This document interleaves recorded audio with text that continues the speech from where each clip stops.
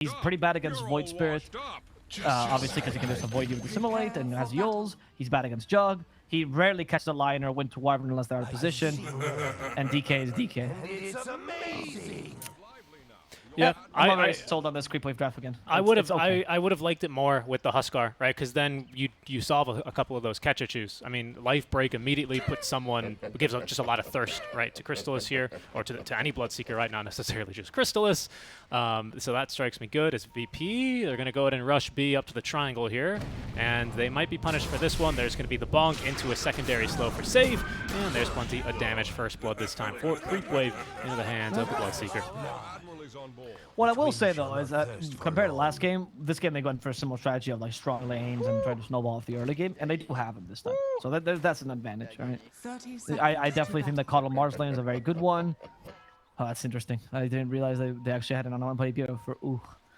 Anyway, they have the Mars Coddle is a really good lane. The Bloodseeker Lich is a really good lane as well. I think Coddle to hold his own, if not win against the Void Spirit. So at least you should be able to get a good start, and then maybe Creepwave can execute what they wanted to do last game. With a better carry as well. I definitely think Bloodseeker's better than Weaver overall. Yes, I'd agree. I know you said you prefer to see the Bloodseeker in the space-making role these days, but let's see if Crystallis can maybe change your opinion a little bit here in the early patch, right? So the problem I have is that unless you're playing with Mage Slayer, which might be the reason why you're playing him carry, and he's back. He only got nerfs to that to that role, right? Yeah, the denies is good on the Thirst, and that might be why. But for the most part, he got buffed a lot in the offlane or mid role. So it's interesting to see that people are gonna try to play him carry again because he didn't get any specific buffs for that. Maybe you can consider the Thirst buffs to be better for the carry, but I don't. It's like the carry Bloodseeker's already winning his lane. I don't think the denies matter too much for him, but sure. In case people don't know, by the way, it's the fact that 50% of now denies give you 50% HP health from Thirst or HP healing. Which is what it used to be like until they nerfed Bloodseeker because Ice Frog is a bad person. Yeah. Yep. I was just showing that one off as well. GPK mid lane, Void Spirit versus the Kunkka. Is I feel like Step lively now. Your admiral is on board. Save. He gets the stun off, but I think Crystallis is going to chase after him, and that should be a kill. One more hit. Fishman's going to get it. Oh no, never mind. Save has the Fairy Fire. Trying to out of the Blood Right. He won't. Crystallis set it up just perfectly, and DM hits the courier once, realizing he can't hit the courier again, and is going to... Yep, Fishman will back up, pop all his regen. DM doesn't have any yet, and he can't afford any either, but he's a DK, so as soon as he gets the second point, right into the Dragon's Blood, he'll be topped off. Oh, just kidding. Save. It was here to ferry it for him, and Save immediately back out to try and make sure he can block this camp and prevent too much...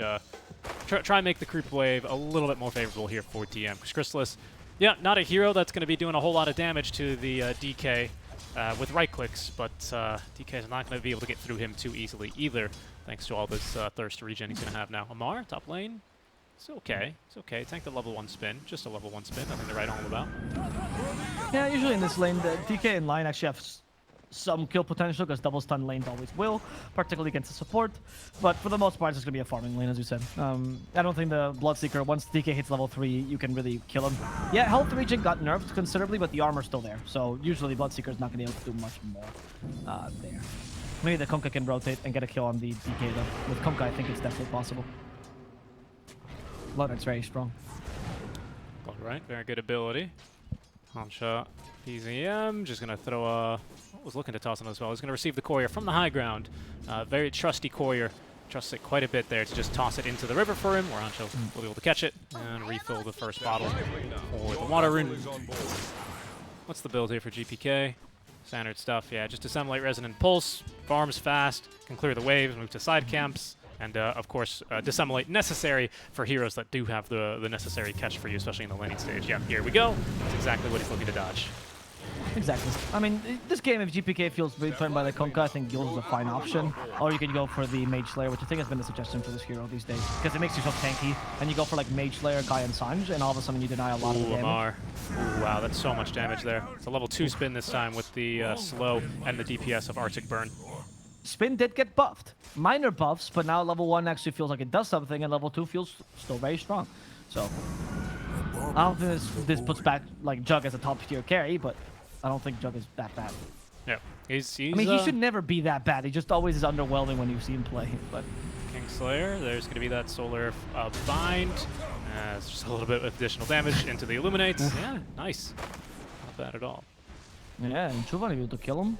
Level 1 Illuminate unfortunately got nerfed, so it's not as strong anymore because now it always channels 3 seconds at all levels, which is why now some cuddles have been trying to put more level into Illuminate early, as opposed to the typical Chakra Magic maxing they used to do. Pushes the wave quite a bit there, so saw Chuvash kind of just take a creep away from Omar. Wasn't the range creep though, so don't worry, he's going to be A-okay.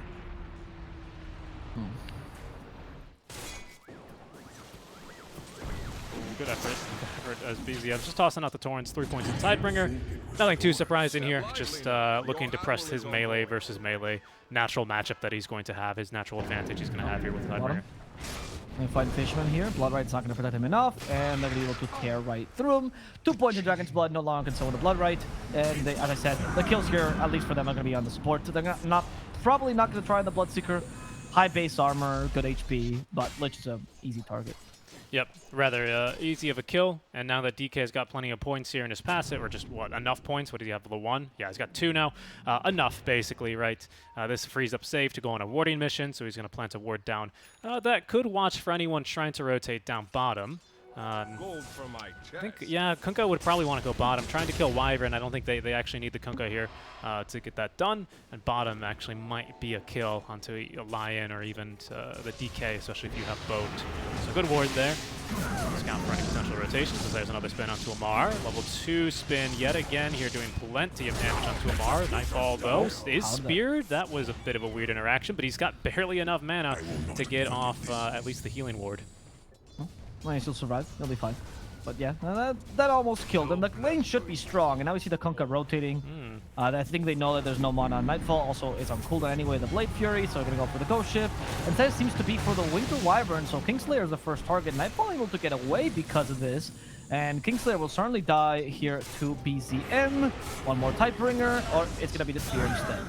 But since Nightfall's alive, this rotation is just okay. Yep, I agree. Just okay. BZM is going to have to TP back mid lane rather quickly here, as of course GPK very eager to push the wave, even Astral stepping it to make sure his wagon can get a bit of chip damage in. Lion nearby, but scanned out by BZM. Means that he's not going to be putting himself in a position. Oh, maybe actually they're going to still make a play though. GPK rotating around from the side, Lion from behind, as there they go onto him between the 2 towers. Rune activated as well from GPK, means that kill is very easy and very fast. No chance there for the TP to come save him.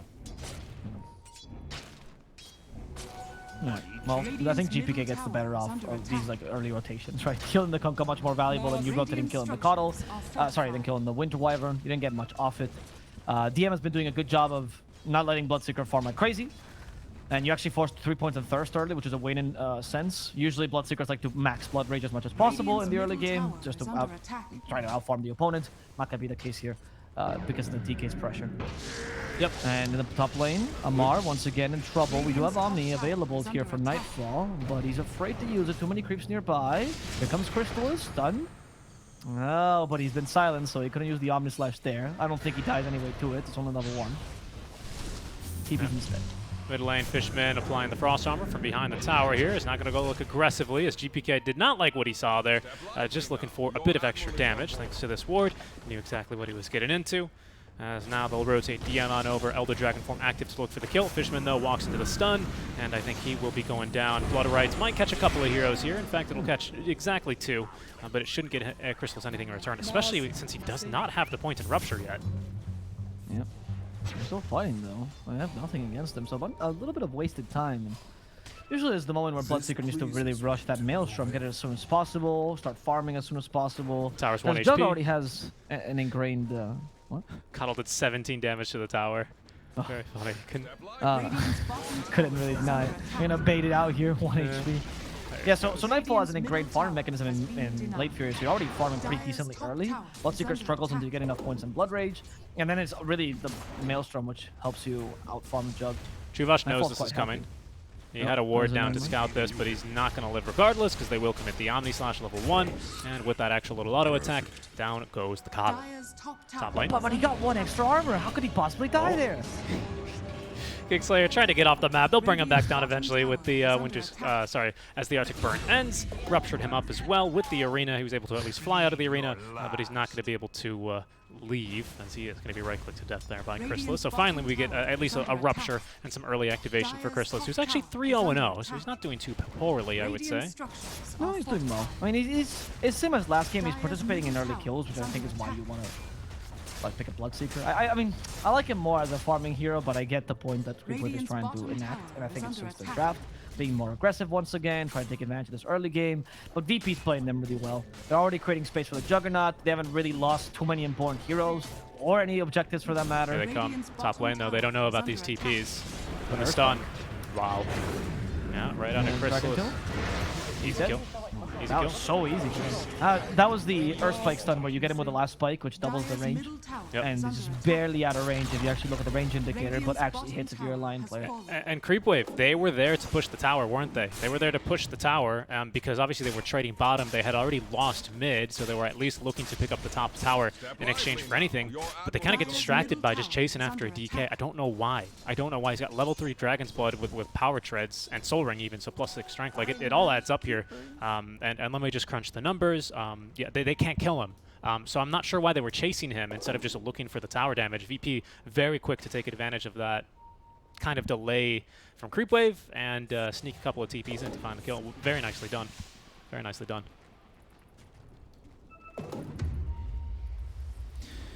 Taking a look. GPK. Going for this first item, Yule Scepter. So nothing too crazy or innovative on the Void Spirit in 7.30. Same thing for DM. Right into the Blink Dagger. But just taking a look at offlaners, they're pretty close actually. Amar is still leading DM. Yeah. Amar probably needs more though. I think DK doesn't really need anything but Blink Dagger. I think the Mars needs a bit more to be impactful. You want the Mars to scale, whereas DK just want him to be a tank that can bring a Dragon Tail stun. He's even going for the Breathe Fire build though, so DM himself is looking to scale a bit, right? As opposed to maxing Dragon Tail, you're not looking to fight as early, you're just trying to farm a bit more. And the whole VP just seems to want to avoid what Creepwave wants to do right now. Just ignore them, farm, and try to outfarm them. It's kind of been the case now for 2 games, hasn't it been? Yep. I mean, they know what they're doing here, right? They know what Creepwave's trying to propose. They propose the same idea 2 games in a row. And even if that idea is good, it's only good if it's a surprise against a draft from VP that's slow. I don't think this draft is particularly slow by VP. And speaking of... Is Nightfall considering Echo Saber, by the way? Looks like it. Looks like it. I had to double check that I wasn't crazy that is Echo Saber. Interesting.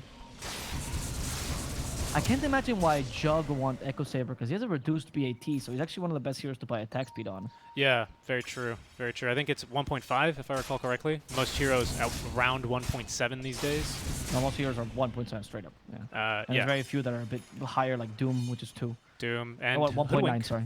Hoodwink is at 2. Oh, Yeah. Hoodwink is at 2? Yeah. Wow. Yeah, Worse than Doom? Worse than Doom. Oh, sorry, I was looking at Echo Saber. Only 10 attack speed, the mana regen, good stats. I mean, really good stats, but I'm surprised if it's stats you're looking for, why not SNY, for example? Kind of, you know, cookie cutter build on Juggernaut, but that is kind of his role in Dota 2, isn't it? Like, I agree. It's interesting. I mean, I'm not opposed to it. I don't think it's the craziest thing I've seen. He's a melee hero. It gets him some catch as well. Probably pretty good against Bloodseeker, Kunkka, and Mars because they're all melee, so you always get to hit the Echo Saber. VP. They're like, no, we're not going to fight. We refuse. We're just going to go ahead and TP away. See you later. That's 4 heroes top lane from Creepwave, and they're not going to find anything out of it other than, you know, jungle creeps. And these guys weren't going anywhere. They're playing the map very well. I don't know if they saw that Crystals went for a couple points in Thirst, or they inserted by how little he was using Blood Rage. Because you can tell how much damage Blood Rage does to, or how often he's using Blood Rage and how much attack speed he's getting from it, and guess the levels. And if you guess that he's not going for the maxing Blood Rage at like level 8 build, which is what usually Bloodseekers do, that extra point actually hurts so much in terms of farming speed, and they might be able to just take advantage of this. Because the whole point of getting extra points in Thirst is you being able to fight a bunch. But now Crystallis took a while to be able to take his Ancient Stack, still struggling to take it. He's farming well, but mind you, a Bloodseeker should really out-farm a Juggernaut 9 times out of 10. He's such a fast farmer, and he's not really accomplishing that because they try to fight more, and VP just avoid them. Avoided them really easily as well. And, well, Kunkka is going to be going What do you think, Halberd into this game? I actually don't know if Halberd's really that utility. Wondering what Kunkka's going to be doing with this casual Sange he's got queued up.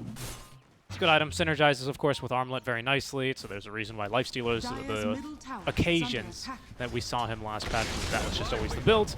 But still, he's even holding on to the pig pole. Okay. Love to see it. There was our Tumblr's toy. 300 units, man. Not a whole lot. Not a whole lot. No, like I said, it's not a very good. I think Faded Brooch was better. If you actually look at how much mobility it gives you, it's like it just feels like a worse Faded Brooch. But Faded Brooch was OP, so I get it. DM. I think he's just going to die here. Crystal is committing to this. That's gonna be a dead. DM. Yep, good smoke in the river with a haste rune on top to make sure they can easily close the door onto the DK.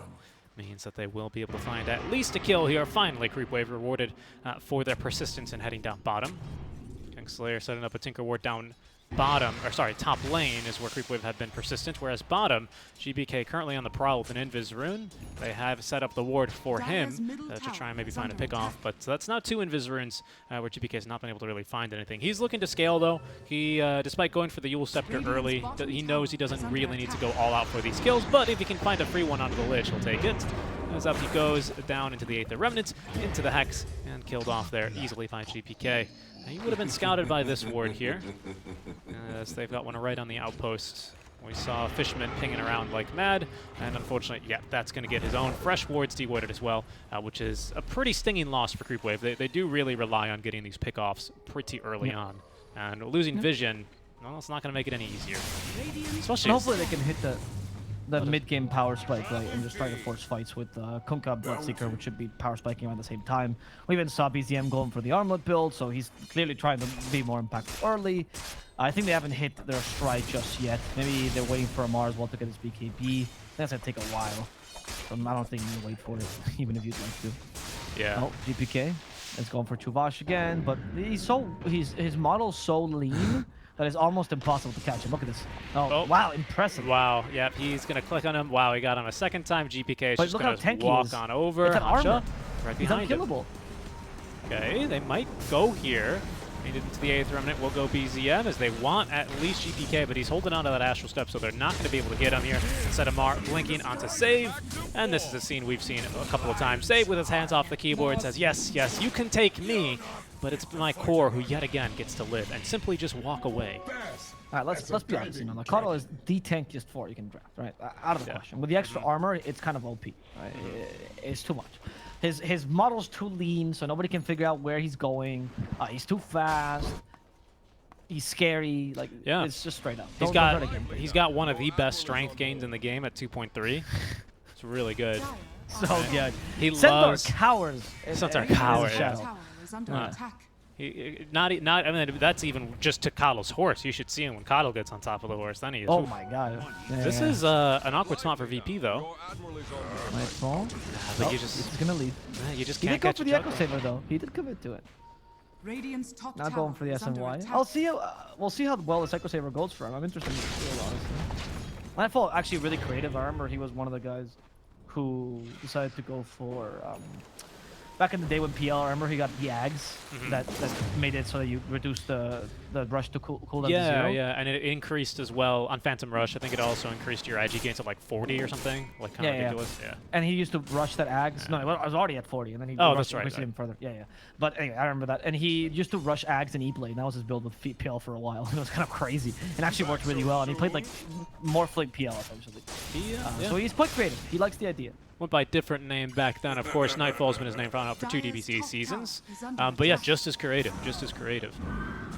He's one of the, we got a lot of experience here as Fishman. Oh yeah, he's got a lot of experience, unfortunately. Kind of just getting beat down by the entirety of VP. DM's going to be brought back. Torrance misses, but this boat shouldn't. And Amar holding on to the arena. There's going to be the Blink Dagger. Finds the Wyvern here. Kingslayer holding onto the curse. We'll let it rip now onto BZM. That TP's not going to come through in time, though, as there's a buyback up from Fishman. Immediately, though, into the Omni Slash, but it's not enough damage for BZM. Another 2-man stun. That Chain Frost can still bounce around, even if you're spinning, though, so this is going to possibly get a single kill here. And Nightfall now taking a lot of damage out from Fishman, still alive, as there's a Sinister Gaze to hold down GPK. GPK and Wyvern finally taken down by Chrysalis, who's moving very fast here on the Bloodseeker, actually. GPK is going to TP away right in between the Tier 2 and the Tier 3 tower, as Chrysalis finds 3 in this fight, but will not be able to find Nightfall, who's absconded very nicely into the trees. He's hiding. Be quiet. It's okay. He just don't breathe. Oh well. There you go. Speaking up. There's no vision. There's no vision. That's why he's called Nightfall. As soon as it hits, nobody can see him anymore. He He's blends like a in. chameleon in the night. He's like a ninja. He's like a ninja, Yes. just immediately in there. He's not carrying a cat though to tell the time. He's outside. Visibility. Of course, of course. That was a And genuine thing they used to do. I'm telling you. They used to look at cat's pupils to tell the time.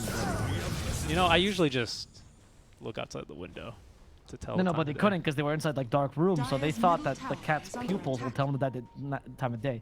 Why- Cats were the original watches for ninjas. Why wouldn't they just look at their fact. iPhone? Because ninjas were back in a period where iPhones didn't exist. It was only Android phones, and they didn't have time. Oh yeah, of course. Yeah, can't have that. Exactly, yeah. Well, that's unfortunate for them. Also unfortunate for Creepwave is that these fights are not really going their way. Nightfall was just perfectly waiting there, ready to counter the shade on that Omni Slash. He's also picked up the Brigand's Blade. So the less HP you have, the more damage he is going to be doing to you. Yeah, it's okay. I mean, it's the extra attack speed. It's like a worse Imclaw. It scales worse, but at this point in the game, the extra 7 damage is actually kind of decent. And it's probably pretty good against Bloodseeker, sorry, because Bloodseeker, he depends on the whole, like, oh, I'm on low HP, I'll get 1 kill and heal back up to full, and you won't be able to do that as quickly. So that's good. Or you won't be able to punish that a bit more. He's even rushing the Shard as well. I like this build. I'm always going to side with Bloodseeker and rush the Shard. Thank you. Oh, DM. He's going to have to tank this smoke gank. They know he's coming. Can they good find TP. him in time? They have vision. The X-Mark will pull him back. And there's going to be a boat out from the fountain. DM should end up dying here. Oh my goodness, pushed all over the place though. Thanks to the torrents and blinding light. But once again, just 1 or 2 kills here every single time Creepwave managed to find someone. If DM was playing Coddle, he would have been surprised. But he's playing an untanky hero like DK. You're right.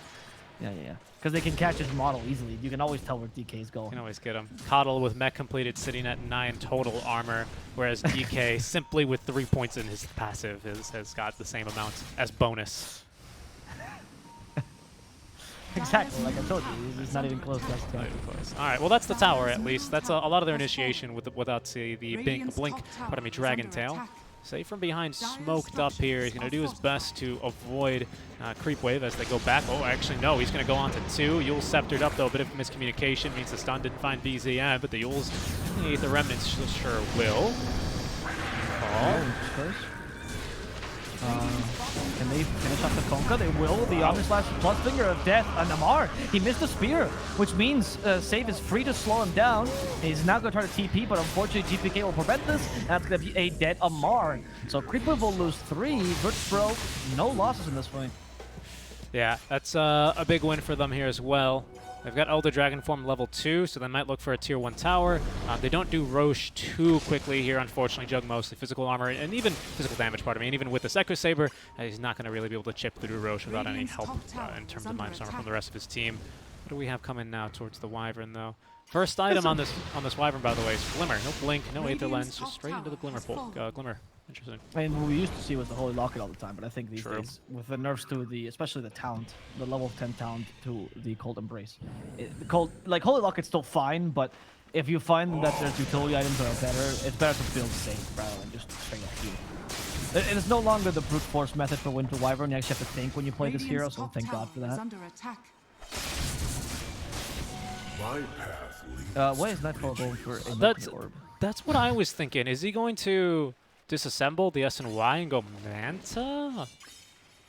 But if you go Manta, then what do you do with the side? I agree. I'm not sure myself. I'm not really sure, to be honest. Maybe it's a Scotty? Could be a Scotty. Maybe he's thinking about it. Maybe he wants to. Maybe he goes Lincoln's. He's like, I'm unsure about what I want to do, but I definitely want an ultimate orb. Like, no matter what, that's the item I want. Just definitely wants stats. Keeping it open. Could be a sheep stick, you know. I like Lincolns, actually. I think it's a good idea. Yeah, I agree. I also like the Lincolns, because if they break your Lincolns, no matter what, if the Rupture still hits, you're going to have time to get off the spin and TP away, and then you're not scared of anything else. No, I agree. So not until, I mean, is anyone going Basher, Abyssal? There is a Basher queued up now for Crystals. He's getting there. He is getting there, actually. So maybe he does have a little bit to fear. He's not going to be as strong, perhaps, as he thought, or that he has been, pardon, for the past 23 minutes. Of course, he's 3-0-4. Here we go down bottom, though. Creepwave looking to set up now onto the Juggernaut, but save is here. Okay, Nightfall. He has a good sixth sense here and decides to retreat in time. Together with the rest of VP, who is also looking to maybe fight that. They don't have GPK nearby, and I think he just revealed himself top. He has boots of travel, so he could join them, but they just wanted to play it safer. Yeah, and actually, Creepwave with a pretty interesting smoke. VP, of course, they're going to have to expect a smoke coming through their jungle, or sorry, coming through the Radiant jungle, which actually belongs to Creepwave. Territorially, though, I think it's more VP's jungle at this stage of the game. But Creepwave, they will now actually decide to avert their course. They're going to try and collapse upon VP from the river. Smoked up, though, as well. Our VP is safe, gets the blink off yet again here. And without Amar finding the good blink initiation, there he is. He actually finds Nightfall with the rupture damage as well on top of the spear. Nightfall, though, holding onto the Omni Slash, getting ready to use it. He's going to have to avoid that silence as Amar pops the BKB, running down Nightfall, who's no longer has the rupture applied, and he's going to be able to TP away. Not as lucky, though, will be Kingslayer. So he's going to be speared, finished off. Even sent up into the torrent for good measure. But once again, VP just playing so well around the aggression of Creepwave each and every time. They are, but this time, because of the Bloodseeker, because you don't have a Weaver... Oh, wait. And I say this, the Horseman's dying, but Amar actually catches save, and then turn this into support for support. They will for now. Nightfall with the Echo Saber actually slowing down Hansha. Does the Omni Slash here available, has to use it immediately, will use it here, and it's going to be mainly for BZM. Not enough damage, however, thanks to the Armlet, and in fact, the Mars will be able to get out of here alive. There's Nightfall Basher. in trouble now. He's been Sinister Gazed, he's been hit as well by the Basher from Crystallis. Crystallis too fast, Nightfall can't run away. God's Rebuke! Amar comes in just for the last hit there. 60 HP when it came in, but came out like a winner. Oh, it did. Yeah, he definitely comes out a winner. He's going to be feeling pretty good about that one, as Nightfall's going to actually tip save for that. I'm not sure what that's about. I'm not really sure, but good fight from Creepwave. This is the mid-game power spike we were looking for, right? Amar, he uses BKB to try and fight a little bit longer in that bottom engagement, but he just doesn't find a good arena. He knows it's not worth throwing one against the Jug, because he would have lacked the damage, and Jug can just spin out of it and TP away anyway, a BKB or not, or arena or not. So he saves it here, forces Jug to spin into the arena, and then those are two, I mean, sure, it's no coddle that you're Omni-slashing, those are two tanky lads, especially because Mars can simply walk forward and Bulwark does a lot of the work there for him, and, well, Kunkka with Rogue buff, right? He is incredibly tanky here, so good fights from Creepwave. They finally find one, and can they even look to turn this into Roshan now? I think so. I think it should be relatively easy for Roshan. And this was the difference I was talking about before the fight started, by the way. How they're keeping up in farm, and because it's not a Weaver, you actually always have chances. Good to simulate. Oh, never mind. GPK. He missed up the dissimulate there. Didn't really calculate with the ghost ship, and I think he's going to die now. Yeah. Wow. Okay. It's a lot of wind underneath the sails now here for Creepwave. They needed something like this, and they're getting the openings. VP have eluded them almost at every single step before, but 24 minutes in, all of a sudden, this game's changed just a little bit. Still, items are coming through for VP. You know, they are 5K up in terms of net worth, as there's Ags finish now for the Void Spirit, PKB for DM on the Dragon Knight, for example, and Lion now with a 4-staff on top of the Blink Dagger. And Wyvern with a blink as well. So we still have plenty of big items for VP that we haven't really seen come into play yet. But it's looking a lot better now. Yeah, it's looking good. They honestly have chances to come back at any point. Nightfall. Oh, especially when they get this kill. This is huge. Oh, that rupture! Did he go for the rupture initial damage? He did. Nightfall has the TP. Oh, and the God's Rebuke won't let him. That shield is the bane of Nightfall's existence. Is he playing Jug or Doomsave? Yeah, honestly. It's been brutal for him, right? There's no mirror shield on him yet, but nonetheless, he finds himself not really liking his own reflection when he gets bonked by that one. No. That's true. Amar's playing very pog this game. Yes, I see. You took a. Of course, yeah. You took a My course. kids taught me. Yeah, very good, very good. Happy to hear it. BKB pops though by DM. That's his first BKB charge used just to cut a wave. Does save this tier 2 tower. It was a pretty scary push coming along as well, especially as Crystallis now he's got himself Blood Rage for even more bonus damage. I'll let you get into this because I know this is one of your favorite shards in the entire game. But with Aegis now BKB and Basher basically alone, he is quite the force to be reckoned with. Tell me about this shard though. What does it do? I mean, this shard is, as they actually might engage into a fight, GPK sees Fishman. The Fishman might just be bait, because Crystal is the real hero here. Oh, never mind. Fishman's not bait. Fishman's just gonna die. Did he just blood rage? Oh, no, he blood raged himself. Okay. Come for save next. He did Rupture in. Keep hitting him to try to get Maelstrom procs. Not gonna get any. And instead activates the BKB when he goes down. Doesn't want to get stunned. We'll find the Basher proc on the save, and that's gonna be a dead save. Then you find the second support in the Wyvern. That's Kingslayer also falling. My bad. And BZM looking for GPK. Here comes the Dragon Tail. DM did have a haste rune. He's stuck now. They're stuck in the flood right though, and Amar still has the arena. Using the BKB to get away for now. He has the roam buff. So it's going to be hard to kill him. Great Beautiful torrent, by the way. Yeah, great torrent. And yeah, VP, towards the end of that fight, they recognize, oh man, we've been fighting under a ward the whole time.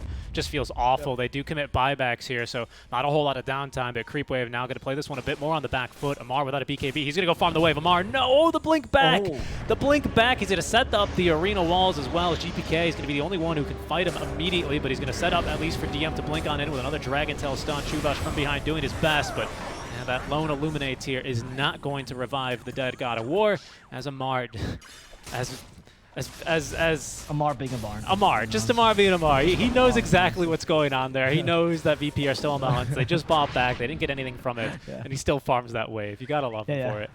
It's the, I think I can get away with it, guys. One more time. Let me try. And he even blinked, which is impressive, right? Like, it was actually a good play. It's just, that was just not the, like, it was a good mechanical play. It was not a good tactical one, right? Yeah. Anyway, talk about the shard. Ever since they removed the 50% lifesteal talent at level 15, which is actually a big deal, Bloodseeker, he needs that shard now much more than before, because this shard will give him healing. And it deals 2% of the target's max XP as pure damage to heal before it. As they kill Fishman. And they might maybe even Crystallis? Now he needs the healing for sure. Yeah. Aegis was up in a minute. Dragon Tail's available. Can they counter-initiate? Oh, Crystallis, TP, but he doesn't have to BKB. Oh, Winter Spring.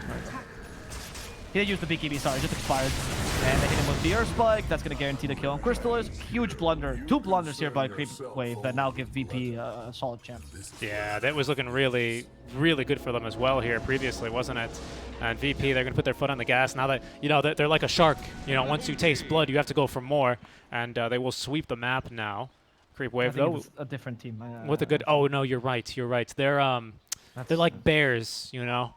Once you see... the fish, that you go and eat the fish, because most bears actually eat fish, I think. Yes, and they wash it down with honey. Very true. I always forget about that. Yes, thank you. Yeah. I always forget. Where did you get your your degree again? My zoology degree? Yeah, your zoology degree. I went to a lot of bad religion concerts, and is a speaker at Harvard. I'm not even kidding. Oh, okay. He actually has a zoology PhD, and he teaches at Harvard. And then he sings punk rock against the system. Fair enough. Fair enough here. Bad religion. Long live that band. He did go for Scotty, by the way. Thank God. And now with the shard.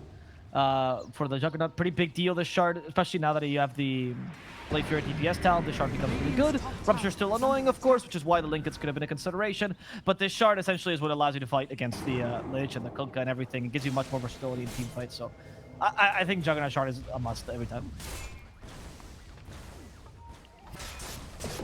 It's a good one. It's a good one.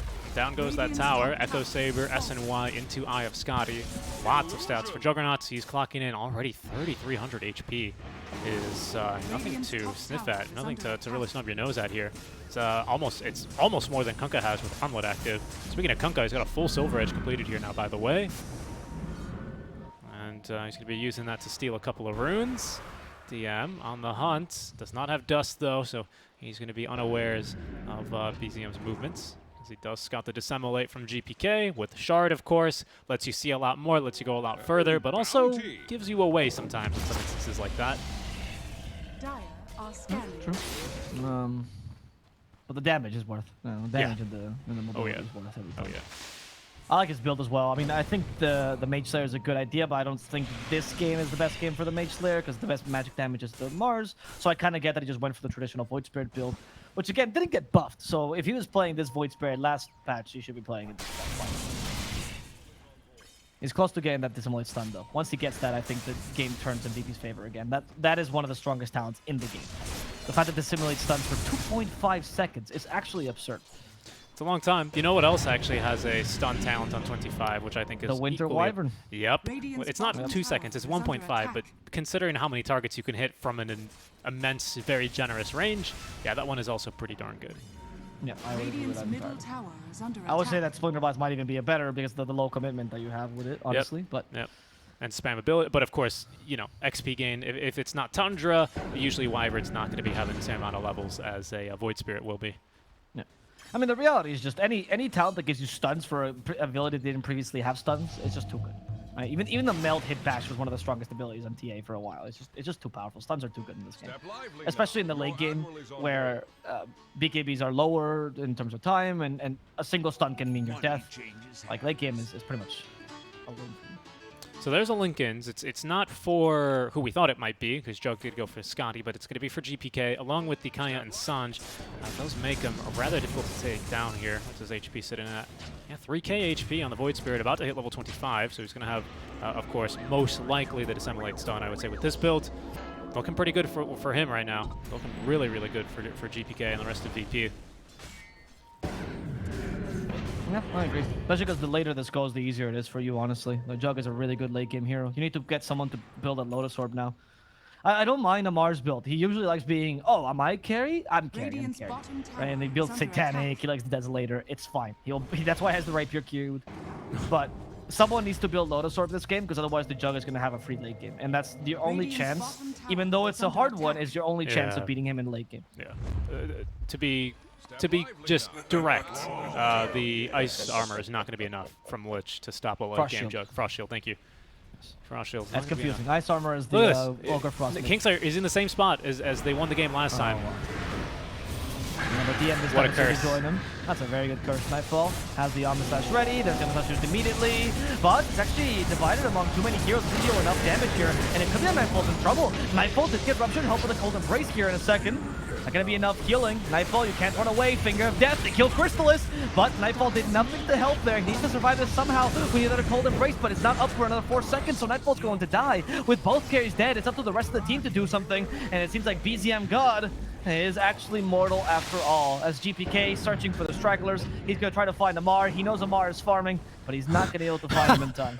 Amar, of course, back to farming. And yes, I love think this what guy. we have 3 deaths by Juggernauts. All 3 of them have been quite literally thanks to Amar, but more specifically, they've all been bonks through spins. I mean, it's all 3 of them. A great fight yet again here for VP as it's just Kingslayer just standing on the high ground, daring any of the would-be usurpers to come try and take a fight around the Roche pits, and just immediately punished. Great fight there, setting up for all the AoE abilities as there's the OG lines coming through. That's one of my favorite lines, actually. I love the like newscaster music behind it. Always reminds us of our DPC coverage. You stop dying out of tips. I guess Nightfall and Sim have a really good relationship between them. That's why they keep tipping each other. Could be, yeah. Probably just making fun of him at this Radiant's point. bottom tower is under DK this attack. time not going for the typical Axe build that we used to see a bunch, but instead more utility like Assault Cuirass and Heaven Salvert, a way to deal with the Bloodseeker. Who, by the way, now we're starting to see the Bloodseeker kind of reaching its limits. He's still a good hero until the late game, don't get me wrong, but he can no longer be the force, the reckoning force that he is in the early. Right? He now needs someone else to initiate for him. He needs to come in second or even third into the fight. It's not going to be as easy for him. Yeah, and here's 25 now for GPK, as we said earlier. He's now just going into Dagon. He wants to pop these backline supports. He knows that this Lich might actually be a problem. I mean, Chain Frost is nothing too weak. I mean, you've got a lot of tanky heroes, lots of stats, but the fact that it bounces around and everyone from VP, except for the supports, they kind of have the same idea, right? GPK wants to get on top of you to Assimilate, Juggernaut wants to get on top of you to Omni Slash, and DK obviously needs to get within basically melee range to Dragon Tail, even in Elder Dragon form. So yeah, it's I like that they're respecting these backline supports a lot. Plus, they're super squishy and they die like to 1 Dissemblate anyway, so might as well just finish them off with a Dagon. Exactly. I like this idea too. It's also pretty good against, honestly, like you might be able to get like a Bloodseeker or a Mars when he's just barely surviving with the Frost Shield on, and then Dagon just pierces right through it. You know, the last bit of damage, kind of useful there. I like it. I think it's really good. Ooh, Aesthetics Cap. That's pretty strong. It's the new item that gives you a status resistance when the debuff is applied. So it's particularly useful against this lineup that VP is, where the only debuff that's not like a useful debuff is Splinter Blast. So it's hard to trigger. There we go. We see the Hex. Aesthetics Cap helps him. Has so much status resistance, but the damage is too high. I spoke too soon. I'm never praising players again. Yeah, I was too busy reading, kind of hovering over the item. and missed your once again a lecture. Your all your lectures. Did you get your Dota degree from the same spot as your zoology degree from those concerts? It feels like my Dota degree was from a very respectable university. Okay?